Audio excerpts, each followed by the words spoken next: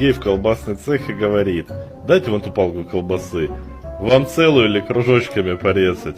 А у меня что, жопа как копилка? Решили два еврея сбежать из концлагеря, но их спалили.